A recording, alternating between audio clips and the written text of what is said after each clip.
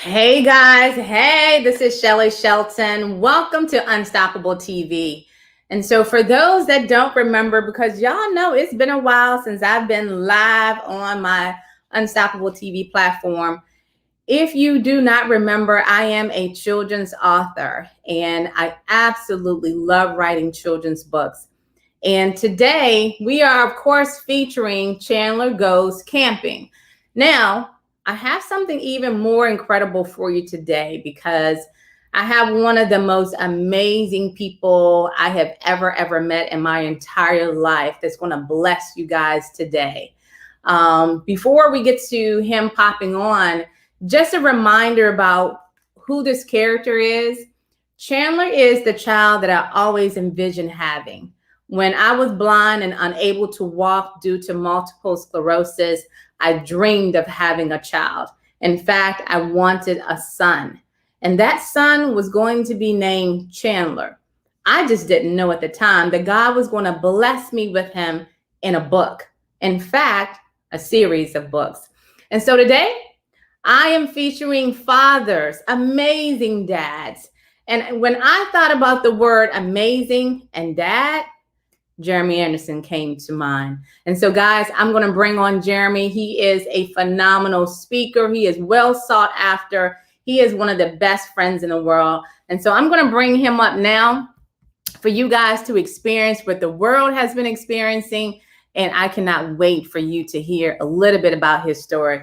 So, hey, bro, are you there? What's up, sis? How you doing? I am absolutely phenomenal. Thank you so much for being on today. You know, a lot of people don't know your story. And I want to paint a picture because you have this amazing story that you've already blessed the world with. But I want you to paint a picture since this book is about an 11-year-old African-American boy. I want you to paint a picture about who was Jeremy Anderson when he was 11 years old. Who was that boy? Who was he?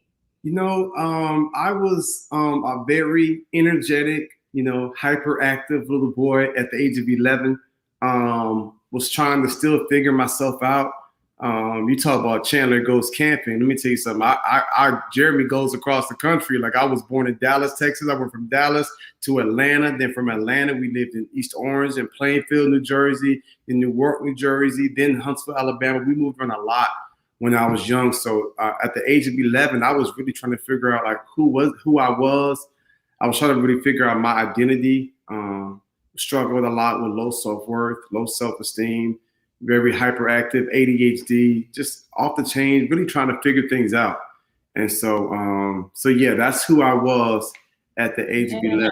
Yeah. You have such a phenomenal story. I am in awe every time I listen to you talk about your story and where you are and where you were.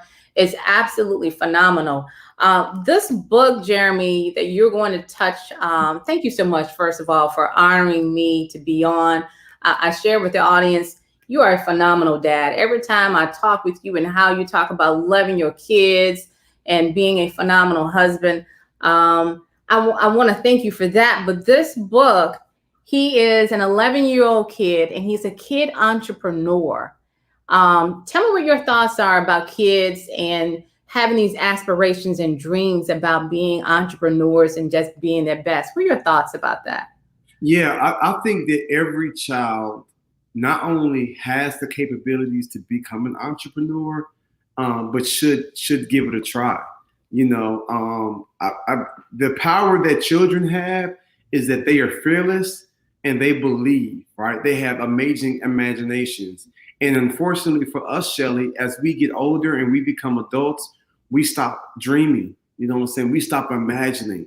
We stop expecting great things, that God has for us. And so, even inside my daughter, Jewel, my daughter will be 9 in September. I'm really trying to instill that in her, that she can run her own company, her own business, and I just tell young people to be faithful over the few things and you can be made rule over many. So wake up on time, brush your teeth, wash your face, keep your room clean, take out the trash, do those other chores. And when you find yourself faithful there, you're able now to go into some other areas. So I believe that all kids can be entrepreneurs. And I think that all of them should give it a try. Awesome. Yeah. So I'm not going to hold you up, guys. He is such a busy guy. I'm so thankful that he is on. I'm going to have him open up the book and share with you all the beginning of this book, Chandler Goes Camping. Again, it is a series. What we're going to try and do is get Jeremy to read possibly to page 19. We'll see where things are. We may stop at 13, but let's start there, Jeremy. And in the midst of all of this, if there are any feedbacks or commentary that you have about what you're reading, feel free to share. But I'll let you go ahead and begin. Thank you so much. Oh, absolutely. Absolutely. Okay, let's go. So the first page just starts with, I am a mama's boy. I feel like you're talking about me already. You know what I'm saying? I love to travel with my mom, helping people. I think helping people is the best thing ever. Last month, I fell asleep on the plane. As soon as my head hit the back of the seat, I usually fall asleep on the plane. Mom always says that you think I have a job that made me so exhausted because I always sleep the entire time. It's so funny. I wonder what people would do if there was no one to help them. As long as my mom is around, I don't think that will ever happen. Mom helps everyone everywhere. Even in parking lots, grocery stores, women's groups, and shelters. Mom says it's always best to help people. She and Dad have taught me ever since I was 3 years old to share a lot and be kind to people. So I guess it stuck with me. I must admit, I think I have the best parents in the world, especially my mom. Yes, I'm a mama's boy. Mama said that my dad was definitely a mama's boy. She said she could tear him away from Nana after they got married. I like to joke with Mom about it sometimes. Uh-oh, here comes Mom now. I bet she's coming over to give me a hug. Hi, baby. Give me a hug. You know you'll always be my baby, Chandler, no matter how old you get. When you get married, you'll have to take me on your honeymoon with your wife. Mom laughs. I'm just kidding, honey. What are you doing? Did you have a good day today? Yes, Mom. Everything's cool. Mom's hugs are the best. Sometimes she travels so much for work. When she travels, I spend a lot of time doing stuff with Dad. Dad loves to build model cars. So we go into the man's cave, that's what my mom calls it, and we put together small cars and paint them. It's so much fun. Every time Mom travels, she buys us both one for Daddy's son time. When she's gone, I really miss her. But she said that year 2020, things were going to change. Dad and I will be traveling more with her. Yes, I'm dancing, I can't wait. I proposed. I'm super excited. My birthday is coming up. I'm 11 years old, but I'm also so excited about turning 12. Dad said that when I turn 12, my allowance would increase. Right now, when I get honor roll, I get a $10 bill for every A. So I work hard to get straight A's. I like to use my allowance to buy stuff for people that need help. Uh-oh, it's time for bed. I have the coolest bed ever. My bed is a red car. It's so cool. I just love it. Mom put a traffic light on the wall. On the floor is a rug that looks like a racetrack. I love it. My friends love to come over and do homework and play games in my room. There are 4 desks in my room. My mom bought them so that my friends and I could do homework together. I'm so sleepy. I can't even keep my eyes open. My alarm clock goes off. I'm up early, ready for school. I'm so excited about today. I get to see my friend Michaela today. She's so cool. Plus, she's so pretty. We've been friends ever since kindergarten. Mom thinks that one day I will marry Michaela. Today, I get to see my friends too. Can I tell you something? I gave Michaela a note. I asked her if she liked me, like really liked me. I was so nervous, I almost peed my pants. Yes, she said yes. I was so excited. I don't know. I didn't know that she liked me too. We are now boyfriend and girlfriend. Uh-oh, I'm freaking out. I don't really know what that means. I think it means we can hold hands. Mom allows Michaela to come over when she's home, and we do homework together, hold hands, and give each other goo eyes. She's my best friend. We could talk about anything. One day, Mom gave us 2 boxes of Cracker Jack popcorn. Inside mine was a ring. So I got down on one knee and asked Michaela to marry me. She laughed so hard, I was focused on her smile though. She said, Chandler, if we are best friends when we get older, I will marry you. Wow, I thought. I'm going to work on staying friends. She's so cute. She's my bud.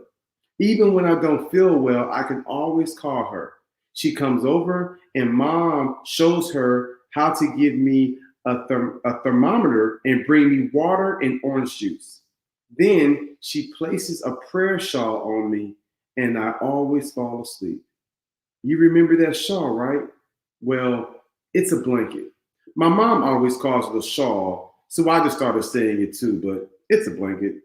Oh, I didn't tell you. Well, in mom's last book, The Adventures of Chandler and the Traveling Prayer Shawl, I introduced you to the prayer shawl. Okay. Tell your mom to buy you the book. I don't want to spoil it for you. But I met a lady named Linda at one of the women's shelters that mom speaks at. She was knitting prayer shawls. I like to call it a blanket. While she knitted, she prayed at the same time. So mom bought some of them. I bought one from mom and gave it to my Aunt Keisha. Aunt Keisha was sick with this thing called cancer. It made me so sad to see my aunt feeling bad. I just wanted to make her feel better. So I gave it to Aunt Keisha. She loved it. She took it everywhere with her. She took it to her doctor's appointments, her trips, her job, everywhere. She started feeling so much better. Oh, wow. Today's the day. I feel like dancing. Yes, today's the day. I am going camping. I'm going camping with my friends Kermit, Sam, David, Marlon, and Vernon. I have never ever camped before. I was excited about it until my mom told me I probably wouldn't like the bugs. She hates bugs. I am headed into my room to pack my backpack. I hate packing for family vacations, so I'm going to hate packing for camping too. Wait, what's this? There's a package with a bow on it in my room. It looks like my backpack is already packed too. I take it off the big gigantic bow.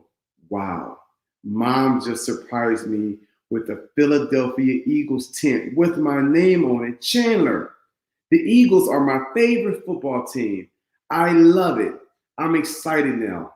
I can't wait to tell my friends at school that my mom got for me our camping trip with them.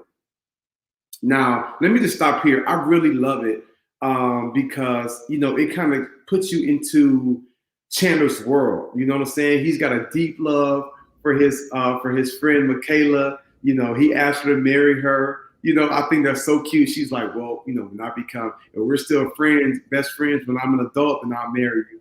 I think that's really awesome. And the respect that he has from her, you can see it because he has a lot of respect for his mom too. I think that's really beautiful. All right, here we go. Page 9. Speak it into existence. Mom drives me to school every day. She has had the same truck for years. Well, she has 2 trucks, but the one she has had the longest in her favor. Mom names everything and calls her truck Lexi. So whenever she and I go anywhere, we'll run into the garage and greet Lexi. Good morning, Lexi, we both say. Mom always says, good morning, Lexi. It's mommy. Ha. Mommy continues to talk as if Lexi is answering her back, saying, good morning, mommy. Mom told me that before I was born, she and dad argued over me riding the school bus or mom dropping me to school since mom has always worked from home. Dad said a child would be driven to school. Mom did not agree. She said, a child is going to ride the bus like I did growing up. A child is what my parents called me before I was born. They had not decided on my name. My parents said they always wanted to have a son and knew one day I would show up in their lives. They said they will walk around the house, speaking me into existence.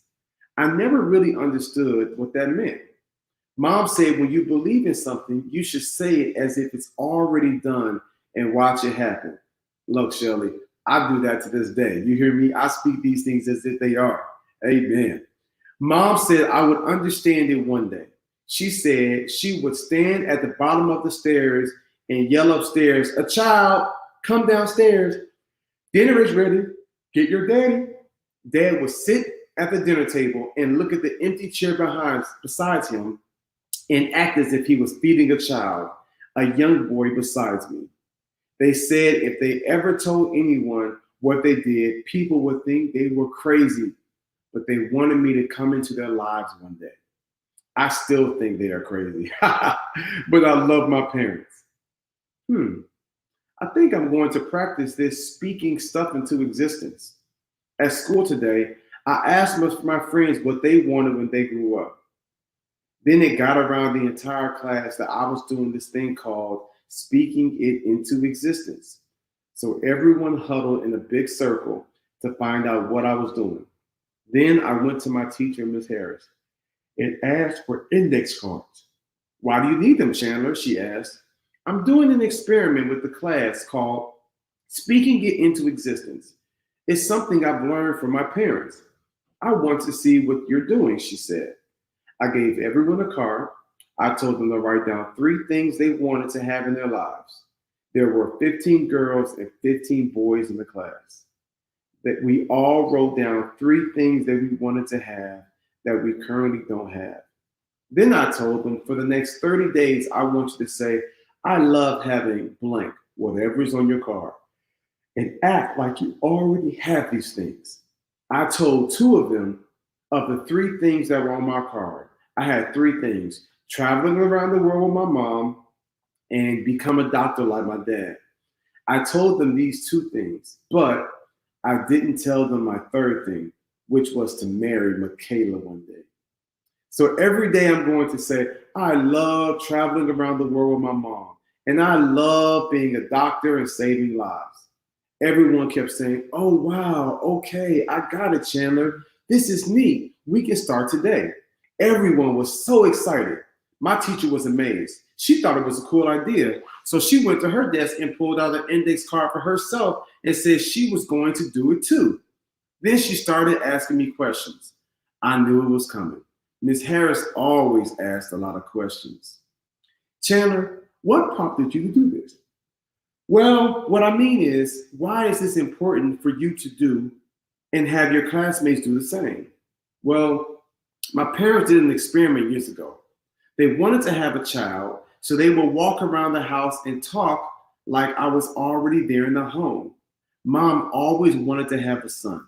She always said that if she could have 4 sons, she would name us Chandler, Austin, Dallas, and Houston. Buzz, bling, the school bell rings, and we hear the announcements to end our school day. Woo! Saved by the bell. Boy, am I relieved. I just knew Miss Harris was going to ask me 200 questions. She always asks a lot of questions. Yes, it's time for us to line up to be dismissed and head outside to be picked up by our parents or get on the school bus. School was awesome today. While standing in line, I get an opportunity to tell all of my friends about the Philadelphia Eagles tent that my mom packed in my backpack and that we're ready for our first camping trip.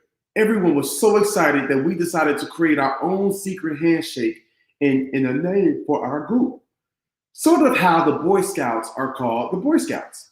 We decided that if we liked this camping trip, that we should go camping somewhere several times a year, Marlon said.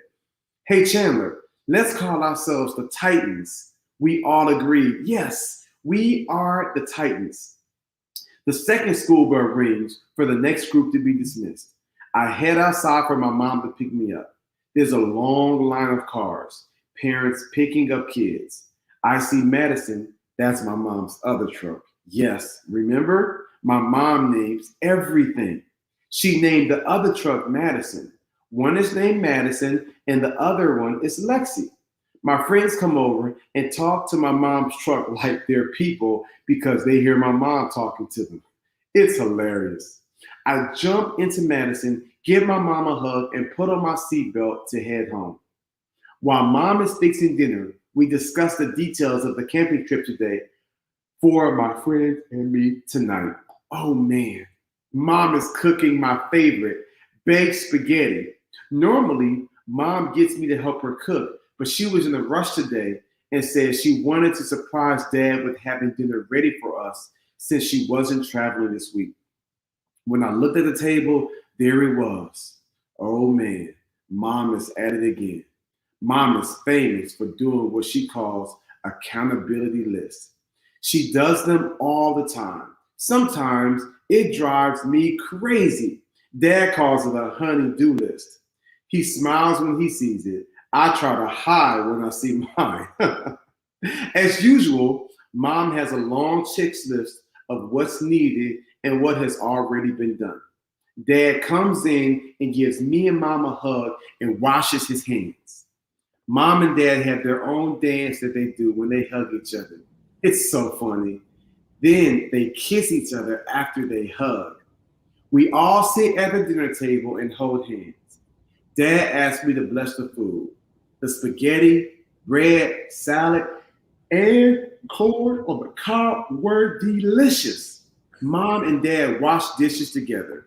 They always give each other Google eyes when they wash dishes together. Dad dried and put away the dishes while mom washed them.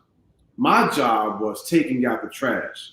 When I got back in the house from taking out the trash, I heard the doorbell ring. Oh, brother. Sheesh. Mom, Dad, can you two stop staring and smiling at each other long enough to open the door? They both laughed at me. Mom and dad are still giving each other Google eyes, so I go to the door. Page 15, Kermit's sick. I open the door. I see a bunch of people. It's my friends and their parents, the Lewis family, the Wool folks, the Coles and the Browns, the Harrises and the Smiths. They all came in dancing like they're on the Soul Train, the old TV show that mom and dad talk about a lot. Mrs. Brown says, hey, where are your parents? They're here staring at each other, I said. Mrs. Brown laughs. Those two have been staring at each other for 20 years, those lovebirds. The rest of the parents chimed in. Look, we are going to have a great time while the boys go camping tonight. It's a great time for all of us to catch up. After their parents come in and hug my parents, all of my friends lined up to the front door to do our handshakes. Kermit and I have a 2 up, 2 down handshake. Sam and I do the side by side, upside down slap handshake. David and I do a chest bump and 2 nods. Marlon and I do the pretty boy swag dance, 2 slaps and a nose wiggle. Ern and I do the Incredible Hulk body build stand. Our parents laughed so hard and thought all of our handshakes were great. Mom said she wanted us to feel comfortable being in the outdoors all night, so we are camping for 2 nights in our backyard. Vernon has a Spider-Man tent. Kermit has a Tennessee Titans kit. Marlon has a Dallas Cowboys tent. Sam has a Green Bay Packers tent. David has a Dallas Cowboy tent too. I like David's tent. I'm a Cowboys fan. Of course, me, the Philadelphia Eagles tent. My mom's favorite team also. Dad's favorite team is the Dallas Cowboys. We always battle on football night against Dad. We all get in line to head outside to the backyard. Each of our mom gives us a hug and a kiss, and our dads give each of us a high five and hugs. Dad turns on the back house lights for us. We all head to the backyard with our tents and walkie-talkies. We all build our tents in a half moon formation. All of our parents are taking pictures from the kitchen window. and embarrassing us by calling us their babies. We get our tents up like we were professionals. We pump on our chest like we are apes in the wilderness. All of us grab our backpacks, pillows, blankets, walkie-talkies, and fall asleep. Well, except me. I can't sleep. I keep hearing crickets and frogs hopping and creepy noises. So I pull out my flashlight and my backpack and sketch pad and I start drawing.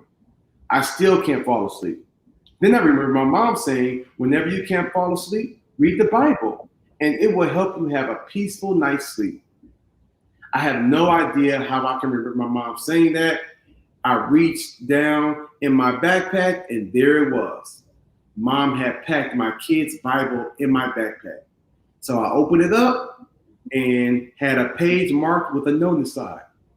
The note said, Chandler, no matter what happens in life, I want you to always know that mom and dad will be here for you.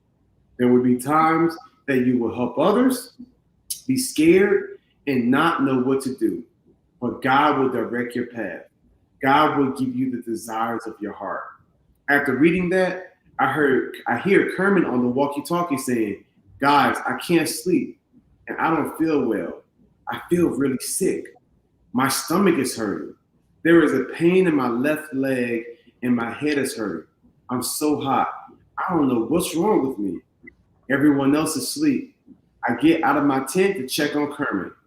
I think to myself, wow, if we go back in the house, our parents will think we are not capable of camping by ourselves. It's just our first night. What do we do? I asked Kermit what he wanted to do. He says, Chan, I'm sick, dude. I'm a sick dude. I need my mom, but I don't want her to think I can't do this camping thing. It's only been a few hours. I know I feel the same. Let me see what's in my backpack. Mom may have something in here to help. I'll be right back, Kermit. All of the parents slept over in the guest rooms that night. I could hear them laughing and talking about the old days. They were still awake, even though I know it was late. What should we do? I could hear Kermit's mom, Teresa. So I know she wanted to know if he's sick. What do? I'm scared.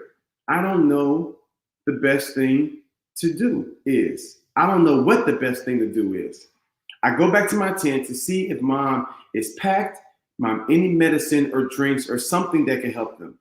I reached down inside one of my backpacks and there was my blanket with a note attached to it.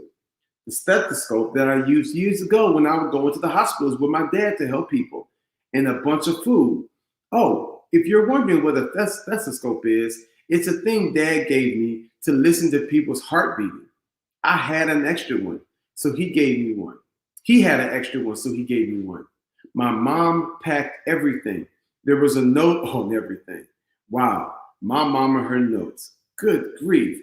This note said, Chandler, wrap yourself in this prayer shawl at night. It was given to me when I was sick and didn't feel well. I had it clean. It's warm and it will keep you protected. While it was being made, Miss Linda prayed over it. She prayed that whoever is blessed with this will be loved, protected, and cared for and happy. I thought. I took this shawl back to Kermit.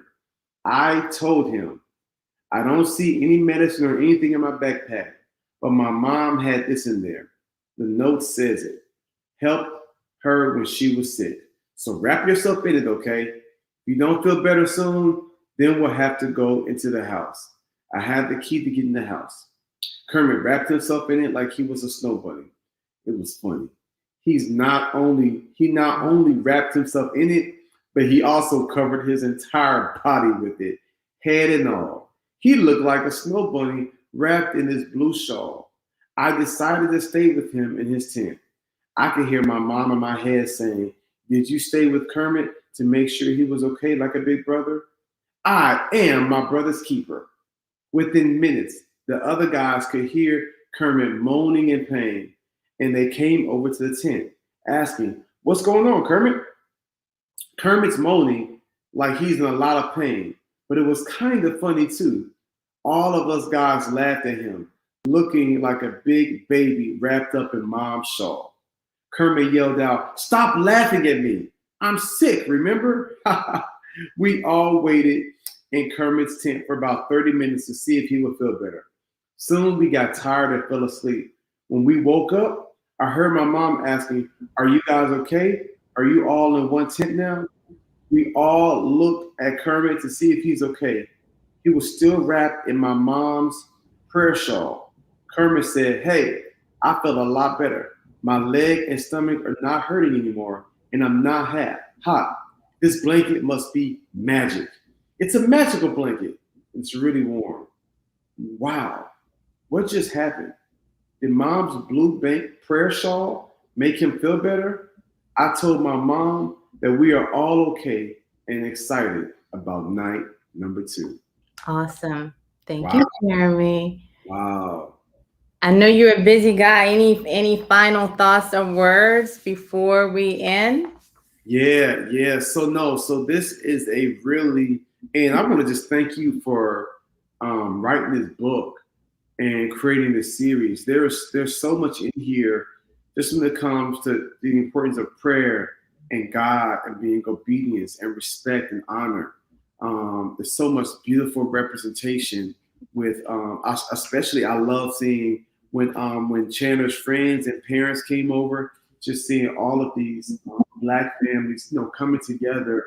And then Chandler's mom and dad must be doing really well because it's like 5-6 couples here and they all stayed in their guest room. So that means they got a really big house. You know what I'm saying? So, I can appreciate that representation, that betrayal or portrayal of the families. And Chandler is a really great and aspiring young guy. And I love to see how the story's about to get really good and they're about to put more focus into the prayer shawl and the power of prayer and really believing. And Chandler really wanted for his mom and the other parents to know that they could handle it, but they were not willing to sacrifice the health. So I can appreciate how he was like, let me see if this is something we can handle. And if you don't feel better after a certain time, then we'll go tell mom and dad and we'll get you the help that's needed. But this is a phenomenal book. Thank you for it. My kids are going to love it. Oh, thank you, Jeremy. Thank you. Jewel is here now. Jewel, come say hi. Hey, Jewel. Hey, baby girl. How are you? Yeah. Thank you for the book. Yeah. We'll be reading this more together. This was awesome. Awesome. Jeremy, thank you so much. And guys, so thank you, Jeremy. For those that don't know how to find you, Jay, tell them how to find Jeremy Anderson, by the way. If you do like social media, Instagram or whatever, it's at one Jeremy Anderson, or you can visit my website, jeremyanderson.org. Awesome. So again, thank you. And thank you for reading the book. Anyone want to grab the book? It's on unstoppableuniv.com/books. Also, there's a teacher's guide that helps those that are homeschooling as well with some phenomenal exercises. So again, thank you, Jeremy, so much for joining today. And hey, Joel, thank you so much as well. So guys, I hope you enjoyed it. Jeremy is by far one of the best speakers in the world. If you have not had an opportunity to see what this brother does, please reach out to him on social media and check out his site. He has some phenomenal things going on. And of course, he will take you to that next level living. Yeah. Amen. So, all right.